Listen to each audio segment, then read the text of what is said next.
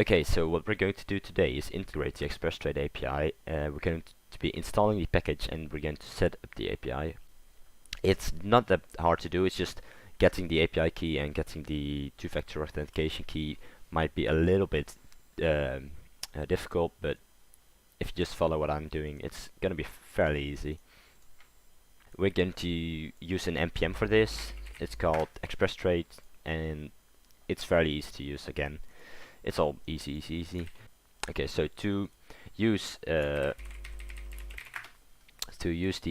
ExpressTrade package from npm, we just gonna write npm I ExpressTrade, and this will install ExpressTrade locally in our home folder. Okay, so that worked. So now what we can do is go back to the documentation. We're gonna copy this because this is how you set up your ExpressTrade API. So this basically just takes care of loading the ExpressTrade package, and this is just setting up your account. So first, to get the API key, we're gonna go to our browser, go to opskins.com, log into our account. I'm already logged in, so we can just go to account, click advanced options, click show key, or if you do not already have a key, generate a key. Now we're going to be copying this key, paste it in here, and the next thing we will need is our two-factor secret. This is a little bit more difficult to get because we will need to enable two-factor authentication. To do that, we need to go to account security. I first have to disable it, so let me just disable it quickly.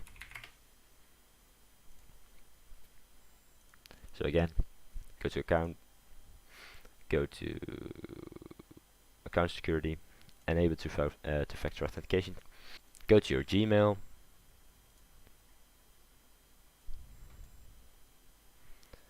click the opskins mail, copy the code, paste it in, and there you go. Okay, so now we've got this code.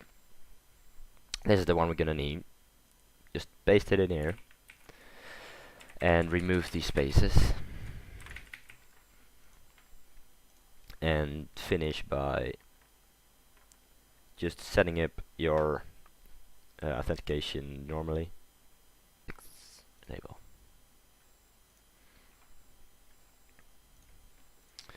Okay, so now your ExpressTrade API should be authenticated, and to check that, we're just gonna call a real quick function.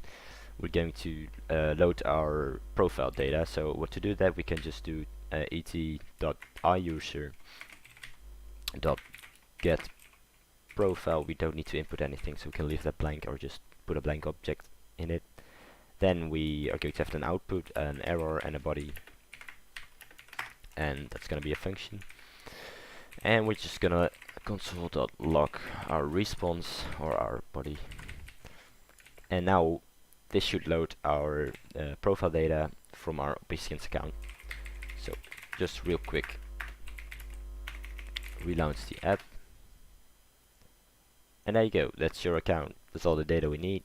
Well, we don't need it, but this just shows you it's working, and yep, that's pretty much it.